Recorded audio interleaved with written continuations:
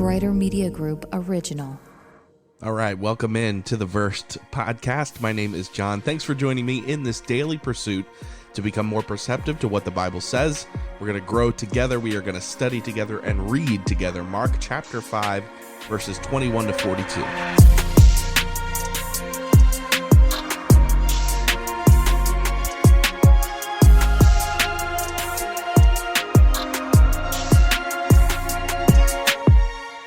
Can't help but appreciate how brutally realistic the Bible is.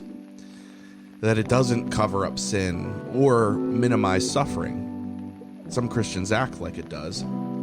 Some atheists and skeptics will attack the Bible for condoning things like rape and slavery and murder. But the Bible doesn't condone those actions. It just shows them for what they are. And in today's passage, we see two heartbreaking horror show type incidents. One is where a woman has had a discharge of blood for 12 years. The other is a young girl who dies at only 12 years old. 12 years is an awfully long time to bleed, but a terribly short time to live. And sadly, we live in a world where these things and worse happen all the time. So it begs the question that we hope to answer today: where is God in this madness? Typically what we would do here is dive into a deeper historical and cultural context, a biblical context as well.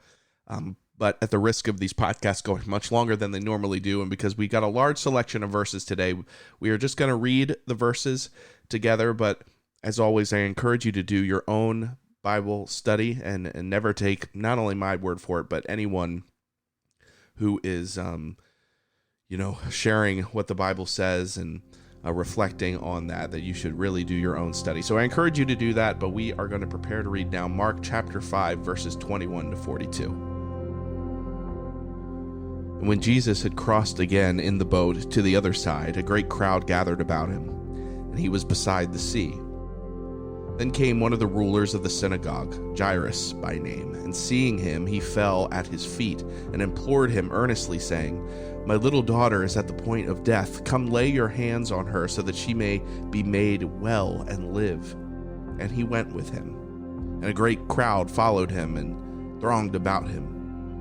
And there was a woman who had discharge of blood for 12 years, and who had suffered much under many physicians, and had spent all that she had, and was no better, but rather grew worse. She had heard the reports about Jesus, and came up behind him in the crowd, and touched his garment. For she said, "If I touch even his garments, I will be made well." And immediately the flow of blood dried up, and she felt in her body that she was healed of her disease. And Jesus, perceiving in himself that power had gone out from him, immediately turned about in the crowd and said, "Who touched my garments?" And his disciples said to him, "You see the crowd pressing around you, and yet you say, 'Who touched me?'" And he looked around to see who had done it. But the woman, knowing what had happened to her, came in fear and trembling and fell down before him and told him the whole truth. And he said to her, "Daughter, your faith has made you well. Go in peace and be healed of your disease." While he was still speaking, there came from the ruler's house someone who said, "Your daughter is dead. Why trouble the teacher any further?" But overhearing what they said, Jesus said to the ruler of the synagogue, "Do not fear, only believe." And he allowed no one to follow him except Peter and James and John, the brother of James. They came to the house of the ruler of the synagogue, and Jesus saw a commotion, people weeping and wailing loudly. And when he had entered, he said to them, "Why are you making a commotion and weeping? The child is not dead, but sleeping." And they laughed at him. But he put them all outside and took the child's father and mother and those who were with them and went in where the child was. Taking her by the hand, he said to her, "Talitha cumi," which means, "Little girl, I say to you, arise." And immediately the girl got up and began walking, for she was 12 years of age. And they were immediately overcome with amazement. And he strictly charged them that no one should know this, and told them to give her something to eat.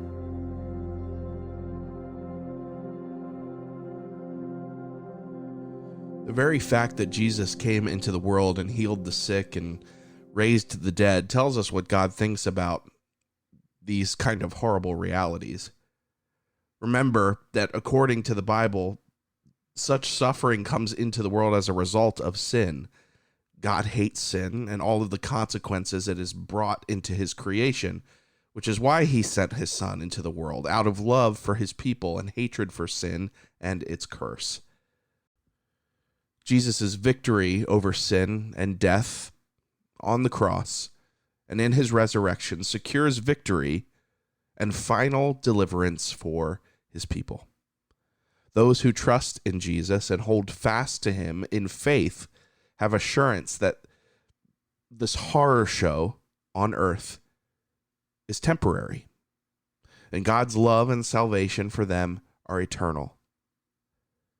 Jesus showed that he has the power to defeat all horrible enemies: sin, sickness, demons, blindness, paralysis, death. His promise is that each of these realities is, in fact, only temporary. We can learn to trust God that the horror show on earth is not without purpose. The world may seem to be spinning out of control, but it's not. God has all things in his hands and works all things for his purpose. That doesn't mean he's in favor of everything that happens or that he delights in evil, but evil can have a purpose and can be used for good if God is in control of it all. Otherwise, it truly is senseless. This is hard because at times everything within us screams out senseless. But we can't give in to that kind of despair. God is working even when we can't see his hands. So where is God in this madness, in this mess, in this horror show?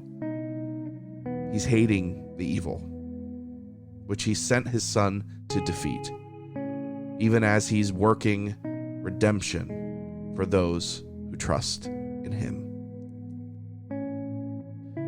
Take whatever time you need to reflect on today's verses. It's always an important thing to do, and something that some listeners have shared with me is really important to their walk and their journey with God, that you can intentionally take the time, that whenever you're listening to this podcast, that you can take the time to be still, to make space for God to speak with you, to take a few breaths if you would like to, and to prepare for a special time with God, maybe that you wouldn't have otherwise.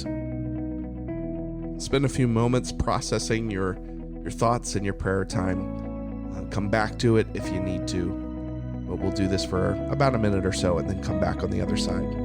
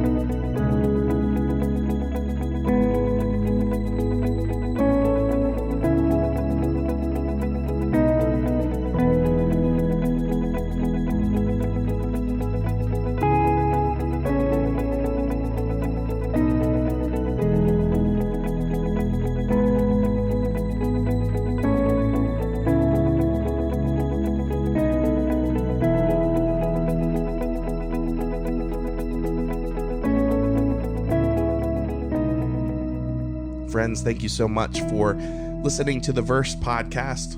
If you can't tell a little bit, I am under the weather, fighting off something. It's definitely not COVID, but it's going around.